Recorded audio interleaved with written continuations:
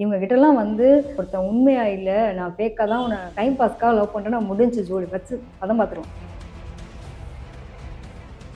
அவன் வந்து ப்ரப்போஸ் பண்ணும்போது எனக்கு அதை ஏத்துக்கணுன்ற மனப்பக்குவம் இல்ல. இன்னைக்கு நான் விரும்பணும்னு நினைக்கும்போது அவன் வேற ஒரு லைஃப்ல இருக்கான். இந்த மாரியான தடுமாற்றங்கள் நெறைய பேருக்கு போய் கேட்டு பாருங்களேன். நான் எந்த அளவுக்கு உன்ன விரும்புனேன்னு நீ ரியலைஸ் பண்ணிட்டியா? என்னை விட்டு நான் ஏன் பிரிஞ்சிருக்கேன்னு தெரியுமா? இது உனக்கு புரிஞ்சுக்கிறதுக்கு ஒரு டைம் வேணும்ல. அதுக்காக தான் பிரிஞ்சிருந்தேன். இப்படிலாம் பேசி அந்த டைம் பீரியட்ல ஒண்ணு சேர்த்தான்.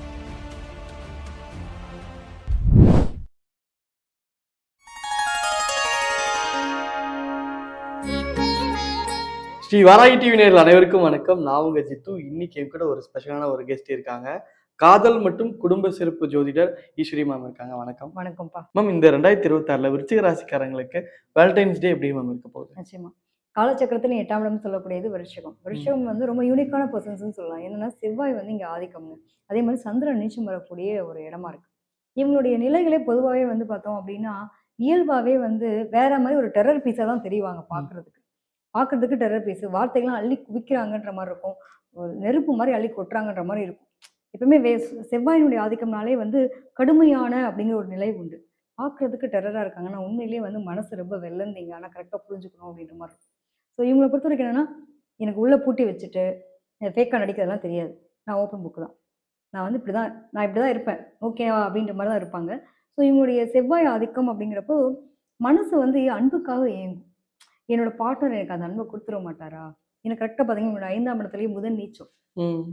காதலுக்கான ஒரு கிரகம் சொல்லக்கூடிய இடத்துல பார்த்தீங்க அப்படின்னா, குரு தான் அங்க அதிபதியா இருக்காரு. பட் புதன் நீச்சம் ஆகக்கூடிய நிலை. சுக்கிரன் உச்சம் பெரியது.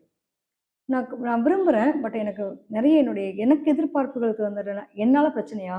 இல்ல அவங்களால எனக்கு பிரச்சனையான்னு தெரியல. எனக்கு அந்த காதல் சக்சஸ்ன்றது ஒரு பெரிய ஸ்ட்ரகிள் போராட்டம் இருக்கக்கூடிய தன்மை அப்படிங்கிறது இருக்கக்கூடிய நிலை உண்டு. என்ன காரணம் அப்டின்னா, இந்த மனசு வந்து ஒரு விஷயத்த வந்து நிலையற்ற தன்மை இருக்கும். அவன் வந்து ப்ரப்போஸ் பண்ணும்போது எனக்கு அதை ஏத்துக்கணுன்ற மனப்பக்குவம் இல்ல. இன்னைக்கு நான் விரும்பணும்னு நினைக்கும்போது அவன் வேற ஒரு லைஃப்ல இருக்கான். இந்த மாரியான தடுமாற்றங்கள் நெறைய பேருக்கு போய் கேட்டு பாருங்களேன். விஷயத்த பிறந்தவங்களுக்கு அவங்க எதிர்பார்த்த வாழ்க்கை ஒண்ணு, கிடைச்ச ஒரு வாழ்க்கை ஒண்ணு. அது மாரி காதலிச்ச வாழ்க்கையில நெறைய ஸ்ட்ரகிள் போராட்டம் பண்ணியிருப்பாங்க. பட் அதுக்கப்புறம் அது ஏதோ நிம்மதி இல்லாத மாரி ஃபீல் பண்ணுவாங்க. இந்த நிலையெல்லாம் கண்டிப்பா ஒன்றுக்கு மேற்பட்ட காதல், அந்த தோல்வி சம்மந்தப்பட்ட விஷயம். இதெல்லாம் வந்து உங்களுக்கெல்லாம் ஒரு மன உளைச்சலுக்காக ரொம்ப சூசைட் பண்ற அளவுக்கு ரொம்ப தாட் ப்ராசஸ்லாம் போய் வந்தவங்கலாம் யாரா இருப்பாங்கன்னா, நம்ம விஷயத்த பிறந்தவங்க இருப்பாங்க. இதுவும் கடந்து போகும். அதுக்கப்புறம் ஒரு தனக்கு தானே மோட்டிவேட்டட் அப்படின்ற மாரி வாழ்ந்து காட்டக்கூடிய நபர்கள்னு சொல்லலாம். ஸோ இவ்ளோ நல்ல விஷயங்கள் இருக்கக்கூடிய நபர்கள் தான். பட் பார்க்க தாங்க டெரரு. அ வார்த்தைகள தேள் மாரி கொட்டுறாங்கன்னு சொல்லுவாங்க. அவங்க உண்மையா இருப்பாங்க, நேர்மையா இருப்பாங்க. அதனால கசக்கும். எப்பவுமே உண்மையா, நேர்மையா இருக்கவங்களுக்கு வந்து ஃபேக்கா இருக்கவங்களுக்கு நல்லா பிடிக்குமா? ம். ம். இவங்க கிட்டலாம் வந்து ஒருத்தன் உண்மையா இல்ல, நான் ஃபேக்கா தான் உன்ன டைம் பாஸ்க்காக லவ் பண்றேன்னா முடிஞ்சுச்சு ஜோலி. வச்சு பதம் பார்த்துருவான். 2ல 1 பார்த்துருவாங்க. நிச்சயமா. நீயா நானான்ற அந்த எண்ணம் வந்துரும். பிரச்சனை வந்துரும். ஸோ இவங்க வந்து ஒரு உண்மையா லவ் பண்ணிட்டாங்கன்னா, அவங்களுக்காக எந்த எக்ஸ்ட்ரீம் "நீ என்னப்பா உன்னால கஷ்டப்பட்டாக்க கூட சரி. எனக்கு புடிச்சவன் ஆயிட்ட.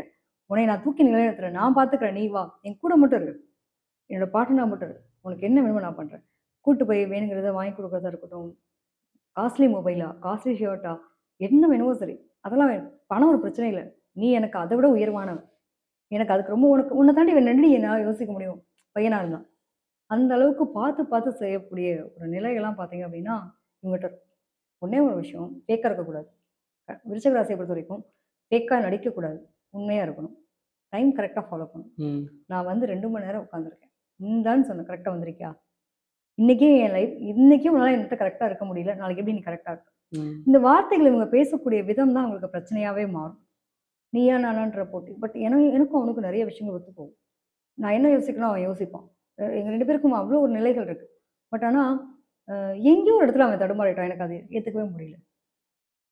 அ கண்ணாடி முன்னாடி போய் பார்த்தா என் முகம் தெரியும். என் மனசு அப்படியே அவனுக்கு இருக்கும். அவன் மனசு எனக்கு இருக்கும்.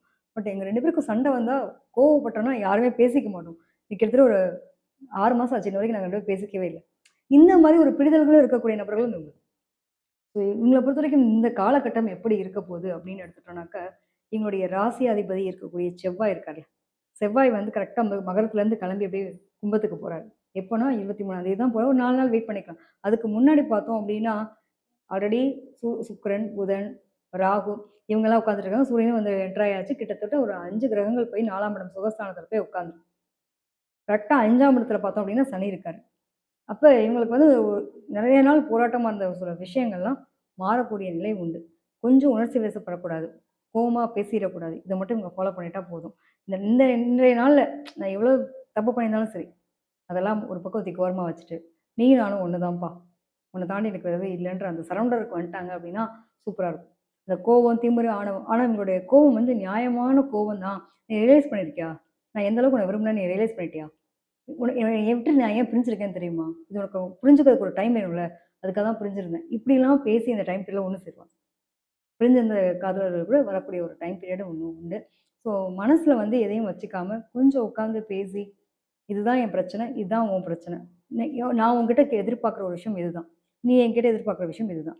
ஸோ நம்ம 2 பேருக்கும் ஒரு அண்டர்ஸ்டாண்டிங் நம்ம கொண்டு போலான்ற மனநிலைக்கு வந்துட்டாங்கன்னா, அது இன்னொன்னு வந்து இவங்களுக்குள்ள வந்து இப்ப கணவன் மனைவியாவே இருக்கட்டும். காதலர்கள் மட்டும் பேசுறோம். நம்ம சொன்ன மாரி தான். காதலர்களுக்கு மட்டும் கிடையாது, கணவன் மனைவிக்கும் இந்த உறவு நிலை ஒத்து போகக்கூடிய எண்ணம். ஸோ இவங்க என்ன எதிர்பார்த்துற போறாங்க? "நீ உங்க வீட்ல என்ன விட்டு குடுத்துறாத. நான் எங்க வீட்ல உன்ன விட்டு குடுக்க மாட்டேன். எனக்கான ஸ்பேஸ் உன்ட்ட அது ரொம்ப ஸ்பேசியஸ். அது வந்து ரொம்ப யூனிக்கான ஒரு விஷயம். அத நீ எல்லார்கிட்டயும் வந்து எல்லார் மாரியும் என்னைய வச்சுடாத. நான் ரொம்ப ரொம்ப ஸ்பெஷல் உனக்கு. அந்த ஸ்பெஷலுக்கான ஒரு விஷயத்த நீ குடுத்துட்டேன்னா, உன்ன நான் தலைய தூக்கி வச்சு கொண்டாடுவேன். எனக்கு அந்த ஸ்பெஷல்ன்றது இல்லாம நீயும் 10ஓட 11 மாரி எங்க வீட்ல எல்லாரும் இருக்க மாரி தான் நீயுன்ற மாரி என்னைய வச்சுட்டேன்னா, என்னால தாங்க முடியாது. இத தான் எதிர்பார்ப்பாங்க ஒரு விஷயம். ஸோ உங்க அம்மா குடுக்காத விஷயத்த நான் குடுக்குறேன். உன்னோட உன்னோட பிறந்த வீட்ல கிடைக்காத விஷயம் அவ்வளவும் நான் அள்ளி குடுக்குறேன். ஆனா, நீ என்னை விட்டு குடுத்துறாத. இவன்றது தான் இவங்களோட எதிர்பார்ப்பு. இவங்கள பொறுத்தவரைக்கும் என்னன்னா, உங்க வீட்டுக்கு ஓவர் இம்பார்ட்டன்ட் குடுத்துட்டு என்ன ஒதுக்கிறாத அப்படிங்கிற மாரி இவங்க எதிர்பார்ப்பாங்க. இவ்வளோ தான் வித்தியாசம். ஸோ இவங்களுக்குலாம் எந்த ப்ராப்ளம் வராதுங்க. அந்யோன்யமா சூப்பரா இருக்கும். ஒண்ணே ஒண்ணு எங்கள சுத்தி இருக்கவங்க தான் பிரச்சனை. ஸோ உங்களோட கேட்பார், எடுப்பார், கைப்பிள்ளையா இருந்துறக்கூடாது. விருச்சிக ராசிய பொறுத்தவரைக்கும் உங்களுக்கான ஸ்பேஸு உங்களுக்குன்னு ஒரு தனித்துவம். ஏன்னா 8ஆம் இடம் மறைவு ஸ்தானம். ரகசியம் காக்கப்படணும்னு எதிர்பார்ப்பாங்க. ஸோ ஆல்ரெடி ரகசியமான ஆட்கள் தான் அவங்க. அதனால ரகசியம் காக்கப்படணுன்றப்போ ஒரு 4 செவுத்துக்குள்ள பிரச்சனை அப்படின்னா, அந்த 4 செவுத்தோட முடிச்சுட்டாங்க அப்படின்னா, இவங்களுக்கு பிரச்சனையே வராது. இவங்களோட வாழ்க்கை ரொம்ப சூப்பர். ஆனா, என்னைக்கு ஒரு விஷயம் வெளியில போகுது அப்படிங்கிறப்ப, பஞ்சாயத்துக்கு வந்துச்சு அப்படின்னா, அந்த வாழ்க்கைய திருப்பி ஒட்ட வைக்க முடியாதுன்ற மாரி ஆயிடும். அதனால அதில கவனமா இருக்கணும். காதலர்கள பொறுத்தவரைக்கும் ரொம்ப அழகான விஷயங்கள் இருக்கக்கூடிய தன்மை தான் 4ஆம் இடம் சுகஸ்தானத்தில தான் இருக்கு. ஸோ உங்களுடைய சுகங்கள் கிடைக்கப்பெற்றும். அதில எதுவும் பிரச்சனை இல்ல. அப்படின்ற மாரி தன்மை உண்டு. ஓகே. உணர்ச்சி வசப்பட்டு வார்த்தைகள மட்டும் விட்டுறக்கூடாது. இந்த 2026ல இப்ப அவங்களுக்கு ப்ரொபோசல் எந்த அளவுக்கு பாசிட்டிவா இருக்கும் மேம்? என்ன கலர் உடை அணியிறது அவங்களுக்கு சாதகமா இருக்கும்? அதே மாரி பார்த்தோம் அப்டின்னா, விருச்சிகத்த பொறுத்தவரைக்கும் ரொம்ப சூப்பரான ஆட்கள்லாம் நம்ம சொல்லியிருக்கோம் இல்லையா? இவங்களோட 5ஆம் இடம்ன்றது காதலிக்கும்போது ஒரு மாரியும், காதலுக்கு அப்புறம் ஒரு மாரி இருந்தாலும் பிடிக்கவும் பிடிக்காது தானே! ஸோ காதல் அப்படிங்கிற ஒரு விஷயத்த பொறுத்தவரைக்கும் இவங்க 5ஆம் இடம்ன்றது குருவோட வீடு. அடுத்து பார்த்தீங்க அப்டின்னா, இவங்களுக்கு இம்பார்ட்டன்ட் குடுத்துட்டதுக்கப்புறம் ரொம்ப விளையாட்டுத்தனமா இருந்தாங்கன்னா பிடிக்காது. விளையாட்டுத்தனமா இருக்கிறது தான் இவங்களுக்கு சந்தோஷத்த குடுக்கும். ஆனா, அது அவங்களுக்கு புரியாது. ஸோ இந்த மாரியான ஒரு தன்மைகளா இருக்கும். ஸோ இவங்கள பொறுத்தவரைக்கும் எப்டின்னா, நல்லா டிராவல் கூட்டு போறது. அன்னைக்கு டேல இவங்களுக்கு கூட டைம் ஸ்பெண்ட் பண்றது, இவங்களுக்கு கிஃப்ட் குடுக்குறது, இதெல்லாம் ரொம்ப நல்லா இருக்கக்கூடிய தன்மை. முடிஞ்ச அளவுக்கு கோல்டன் ஒரு மாரி எல்லோ, ஆரஞ்ச், பிங்க் இந்த மாரி கலர்ஸ் யூஸ் பண்றதும் சரி, கிஃப்ட்ன்னு குடுக்கும்போது ரெட் கலர் ரிலேட்டடாவும், அதே மாரி கிரீன் கலர் கலந்த மாரி, இந்த நம் எ மல்டி கலர்ன்னு சொல்லுவாங்க இல்லையா? அந்த மாரி கலந்த கலர்கள் குடுக்கும்போது இவங்களுக்கு அது நல்ல சக்சஸ் குடுக்கக்கூடிய ஒரு நிலை உண்டு. இவங்க மல்டி கலர்ல கூட எல்லா எல்லா கலரும் கலந்த மாரி பூ இருக்கும், ஸ்கைப்ஸ் இருக்கும் இல்லையா? இந்த மாரி கலர்ஸ் மல்டி கலர் கலந்த மாரியான ஒரு ட்ரெஸ் வேர் பண்றதும் இவங்களுக்கு ஒரு சக்சஸ் குடுக்கக்கூடிய நிலைய குடுக்கும். கண்டிப்பா மேம். இவ்வளவு நேரம் எங்களுக்காக அழகா விளக்கம் குடுத்ததுக்கு நன்றி மேம்.